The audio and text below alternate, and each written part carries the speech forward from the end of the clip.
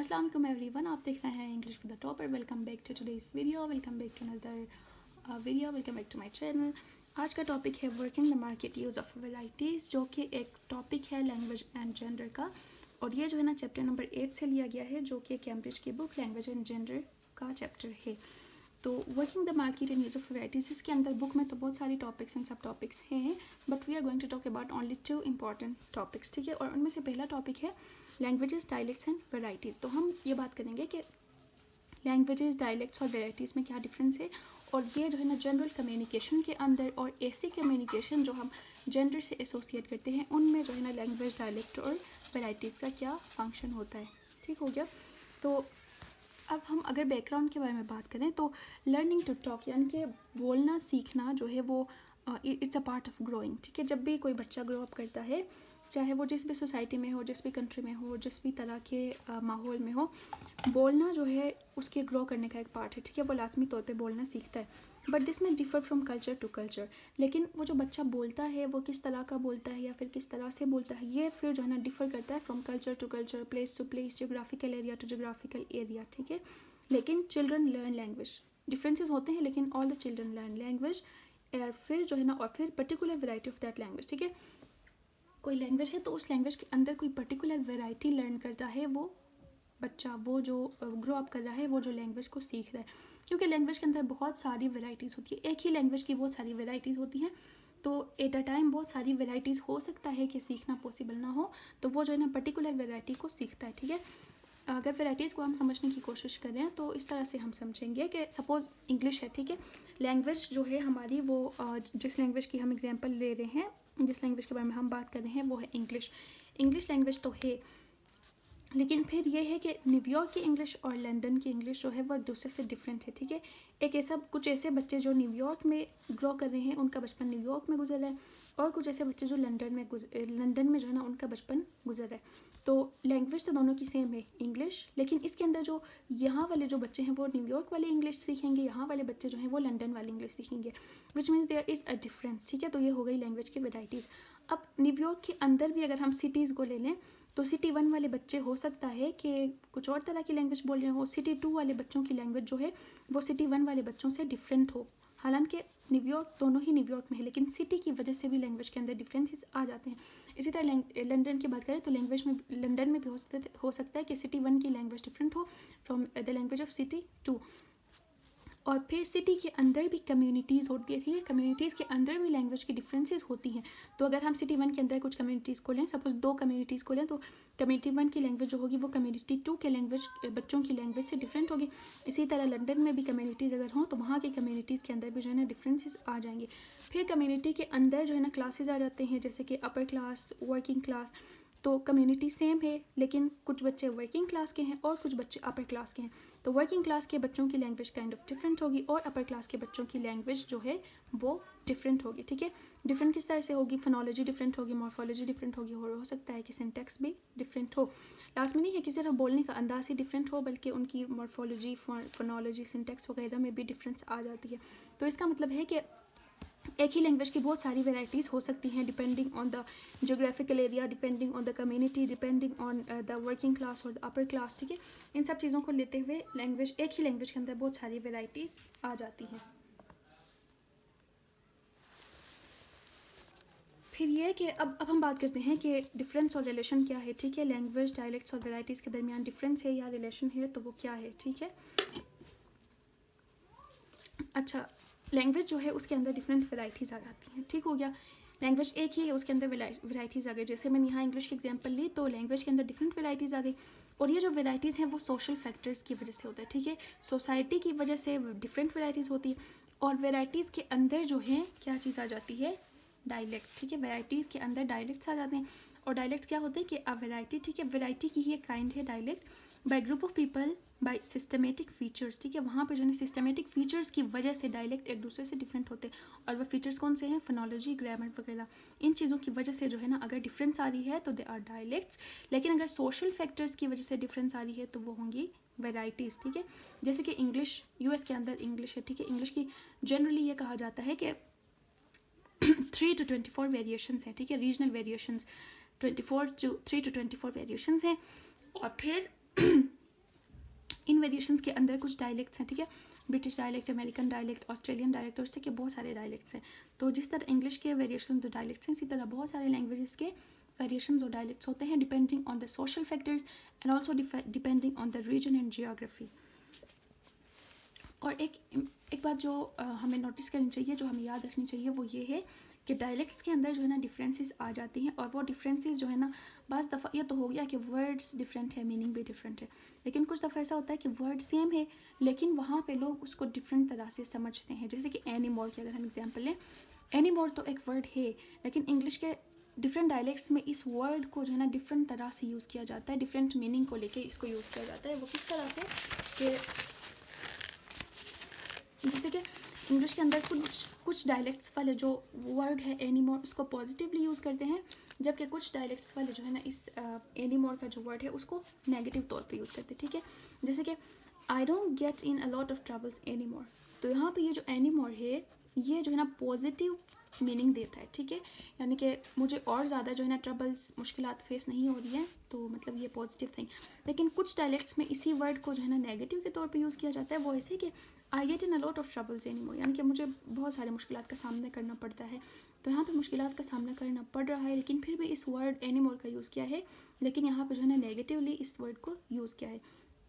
तो ये जो है ना डिफरेंस आ जाती है कि लैंग्वेज भी सेम है, वर्ड्स भी सेम है, बट स्टिल डायलेक्ट्स के अंदर जो है ना उस लैंग्वेज को यूज़ जिस तरह से किया जाता है वो डिफरेंट होता है, ठीक है।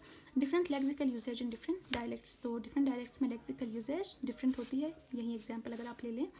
फिर ये जो है ना एक सोशल लिंग्विस्टिक वेरिएशन है, ठीक है, सोसाइटी और लैंग्वेज में जो कनेक्शन हो गया सोशल लिंग्विस्टिक, उसकी एक वेरिएशन है कि सोसाइटी को देखते हुए जो है ना लैंग्वेज के अंदर वेरिएशंस यानी कि चेंजेस आ जाती है।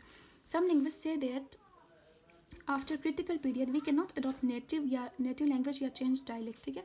बचपन से तो हमारा एक नेटिव डायलेक्ट होता है, ठीक है, जो हमारे अपने नेटिव कम्युनिटी के अंदर बोलते हैं वो हमारे नेटिव डायलेक्ट हो गया। लेकिन कुछ लिंग्विस्ट ये कहते हैं कि एक क्रिटिकल पीरियड होता है, क्रिटिकल एज होता है, जिसके बाद हम लोग जो है ना किसी और डायलेक्ट को नेटिव स्पीकर्स की तरह ही उसको सीख नहीं सकते हैं, लेकिन सेकंड लैंग्वेज के तौर पे सीख सकते हैं। तो ये कुछ लिंग्विस्ट्स का जो है ना आइडिया है। और फिर वी लर्न लैंग्वेज और dialect through competence from family और फ्रेंड्स इन अर्ली लाइफ, ठीक है। लैंग्वेज को यूज़ करने के लिए लैंग्वेज की कॉम्पिटेंस होनी चाहिए, कॉम्पिटेंस मतलब उस लैंग्वेज के बारे में हमें नॉलेज होनी चाहिए, और लैंग्वेज या डायलेक्ट की कॉम्पिटेंस, उसकी नॉलेज हमें कहाँ से आती है, from the friend, from family, और उस कम्युनिटी से आती है जहाँ पे हम अपनी अर्ली लाइफ में, जहाँ हम अपने बचपन में रहते हैं। तो इसलिए जो है ना क्रिटिकल एज इंपॉर्टेंट है, क्योंकि अर्ली लाइफ में हमारी कॉम्पिटेंस ज़्यादा डेवलप होती है, लेकिन जब क्रिटिकल पीरियड आता है तो वहाँ से आगे हमारी कॉम्पिटेंस इतनी ज़्यादा अच्छी तरह से डेवलप नहीं होती है कि वो नेटिव्स की तरह बन जाए। यह कुछ लिंग्विस्ट के आइडियाज़ हैं। डायलेक्ट इज़ नॉट स्टैटिक, ठीक है। फिर एक बात इंपॉर्टेंट ये है कि डायलेक्ट जो है वो स्टैटिक नहीं होता है, विच मीन्स दैट डायलेक्ट जो हमने बचपन में सीख लिया है ना वो उसी तरह हमारे बड़े होने तक, हमारे बूढ़े होने तक, हमारे मरने तक वहीं नहीं रहता, बल्कि इट चेंजेस, ठीक है, इसमें वेरिएशंस आती हैं, ये चेंज होता रहता है। हमारी लैंग्वेज बचपन में और हमारी लैंग्वेज बड़े होने के बाद लैंग्वेज सेम तो नहीं रहती है, वो डायलेक्ट चेंज होता है। तो which means that dialect is not static but it changes if we remain in, अगर हम सेम कम्युनिटी में रहें तो भी ये चेंज होता है, ठीक है। पैदा होने से मरने तक अगर किसी बंदे को एक ही कम्युनिटी के अंदर बिठाया जाए, उसको ट्रैवल नहीं कराया जाए, उसको बाकी लैंग्वेजेस नहीं सिखाई जाए, फिर भी उसकी लैंग्वेज के अंदर जो है ना क्या होती है कि चेंजेस आ जाती हैं। वो किस तरह से होता है कि दूसरे डायलेक्ट से वर्ड्स को बोलो करता है, या फिर प्रोनाउंसिएशन वो दूसरे डायलेक्ट से लेता है, ठीक है, प्रोनाउंसिएशन चेंज हो जाती है, वर्ड्स की यूजेज चेंज हो जाती है। लैंग्वेज सेम हो तो भी जो है ना बाकी डायलेक्ट से फॉलो करता है वर्ड्स को या प्रोनाउंसिएशन को, और इस तरह से हमारी डायलेक्ट टाइम के साथ साथ चेंज हो जाती है। और फिर कोड स्विचिंग करते हैं, ठीक है, जो मल्टीलिंगुअल्स होते हैं जिनको एक से ज़्यादा लैंग्वेज बोलनी आती है वो फिर कोड स्विचिंग करते हैं, और कोड स्विचिंग की वजह से भी जो है ना मल्टीपल लैंग्वेज कॉम्पिटेंस हमारे में आ जाती है, यानी कि हमें ये पता लगता है कि अगर हमारे पास 2 लैंग्वेजेस हैं सपोज, तो उन दोनों को किस टाइम पे किस तरह से यूज़ करना है, तो ये चीज़ हमारे में आ जाती है because of code switching. Code switching का मतलब है अगर हम बोल रहे हैं इंग्लिश, बीच में आके आधी कम्युनिकेशन के बाद हम उर्दू बोलने लग गए, फिर हमने इंग्लिश बोल दिया, तो इस तरह हम जब 2 लैंग्वेजेस में या 2 से ज़्यादा लैंग्वेजेस में स्विच करते हैं तो that's called as code switching, ठीक हो गया। ये जो है ना डिफरेंस था डायलेक्ट, लैंग्वेज और वेरिएशंस का। और अगला जो मैंने बताया था कि सिर्फ 2 ही टॉपिक्स हम डिस्कस करेंगे, तो दूसरा टॉपिक है जेंडर एंड लैंग्वेज आइडियोलॉजीज, ठीक है। अच्छा, टॉपिक का क्या मतलब है? जेंडर तो हो गया कि जो सोसाइटी जो है ना हमारे सेक्स को देखते हुए हमें जिस तरह की आइडियोलॉजीज देती है, हमारे लिए जिस तरह का कॉन्सेप्ट बनाती है, वो हो गया जेंडर, ठीक है। जेंडर जो है वो मेल एंड फीमेल हमारी सोसाइटी बनाती है, ये बाय बर्थ जेंडर नहीं है, ठीक हो गया।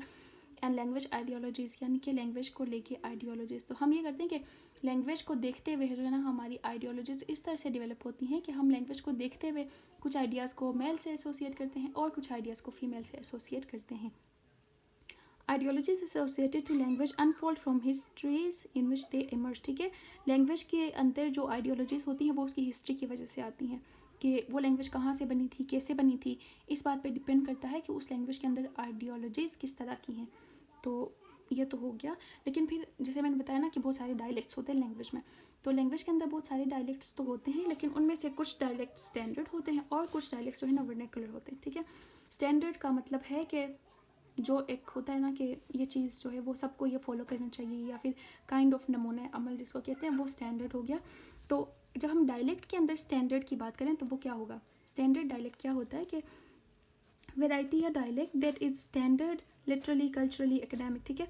कोई ऐसा डायलेक्ट जिसको जो है ना एक स्टैंडर्ड के तौर पे लिया जाता है कि इस डायलेक्ट के अंदर पढ़ाया जाए, इस डायलेक्ट के अंदर किताबें लिखी जाएँ, इस डायलेक्ट के अंदर पढ़ाया लिखाया जाए, सीखा जाए, तो इसको जो है ना स्टैंडर्ड किया जाता है, ठीक है। स्टैंडर्डाइजेशन होती है लैंग्वेजेस के अंदर, और फिर जो है ना एक डायलेक्ट को स्टैंडर्ड बनाया जाता है। जिस तरह से इंग्लिश में है ना कि अमेरिकन और ब्रिटिश इंग्लिश दोनों स्टैंडर्ड्स हैं, ठीक है। बाकी सारे डायलेक्ट्स के को लेके उनके अंदर से स्टैंडर्डाइजेशन करके अमेरिकन इंग्लिश और ब्रिटिश इंग्लिश को स्टैंडर्ड के तौर पे लिया गया है। इसी तरह बहुत सारे लैंग्वेज में होता है कि एक डायलेक्ट या फिर दो डायलेक्ट्स को स्टैंडर्ड रखा जाता है, ठीक है।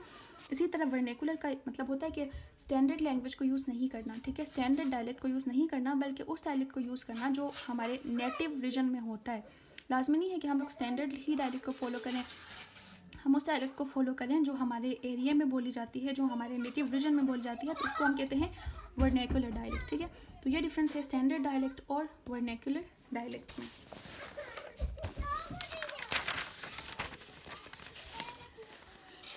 फिर बात यह है कि स्टैंडर्ड्स यूनाइट डाइवर्स पॉपुलेशन, ठीक है। जो स्टैंडर्ड डायलेक्ट होता है ना वो डाइवर्स पॉपुलेशंस को यूनाइट करता है, विच मीन्स दैट एक लैंग्वेज के अंदर बहुत सारे हैं, ठीक है, बहुत सारे डायलेक्ट्स हैं, तो उनमें से कुछ स्टैंडर्ड्स होते हैं जो कि पॉपुलेशन को यूनाइट करते हैं, मतलब उन सब के लिए एक यूनाइट करके उन सबको मिला के एक स्टैंडर्ड बनाया जाता है।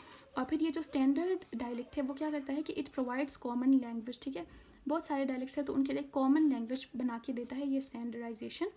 और ये जो है ना एक लिंग्वा फ्रेंका, जिस तरह से इंग्लिश हमारे लिंग्वा फ्रेंका है, इसी तरह से लिंग्वा फ्रेंका भी जो है ना स्टैंडर्डाइजेशन के ज़रिए होती है, यानी कि स्टैंडर्ड डायलेक्ट को बनाते हुए होती है। इसी तरह जो है ना स्टैंडर्ड डायलेक्ट के जरिए सिम्बलाइजिंग होमोजेनिटी, ठीक है, ये होमोजेनिटी को सिम्बलाइज करता है, यानी कि लैंग्वेज के अंदर डायलेक्ट ज़्यादा है लेकिन हम उसको जो है ना होमोजीनियस बना के एक ही डायलेक्ट को स्टैंडर्ड के तौर पे लेते हैं, तो it means that it's symbolising homogeneity. And the next is standard is associated with refinement, ठीक है। जो स्टैंडर्ड लैंग्वेज है ना वो रिफाइनमेंट से एसोसिएटेड होता है। रिफाइनमेंट से मुराद है कि मतलब आइडियाज़ जो हैं वो भी हमारे स्टैंडर्ड के मुताबिक हो, हमारी थिंकिंग भी स्टैंडर्ड के मुताबिक हो, यानी कि जो स्टैंडर्ड है ना उसको फॉलो किया जाता है, तो which means that standard is associated with refinement. तो फिर डिफरेंस ये आ जाती है कि जब हम स्टैंडर्ड वर्सेस वर्नेकुलर की बात करें ना, स्टैंडर्ड डायलेक्ट और वर्नेकुलर डायलेक्ट के दरमियान अगर हम डिफरेंसेस को फाइंड करने की कोशिश करें तो ये होगा कि स्टैंडर्ड जो है वो ग्लोबल होता है क्योंकि वो सबके लिए होता है, जबकि वर्नेकुलर जो है वो लोकल है, ठीक है, वो ग्लोबल नहीं है, वो सिर्फ कुछ ही लिमिटेड एरिया के लिए है। स्टैंडर्ड जो है वो ऑब्जेक्टिव होता है जबकि वर्नेकुलर सब्जेक्टिव होता है। स्टैंडर्ड जो है वो थ्योरेटिकल होता है जबकि वर्नेकुलर जो है वो प्रैक्टिकल नॉलेज के लिए होता है। स्टैंडर्ड रिफाइनमेंट को एसोसिएट करता है जबकि वर्नेकुलर फिजिकलिटी से एसोसिएटेड होता है।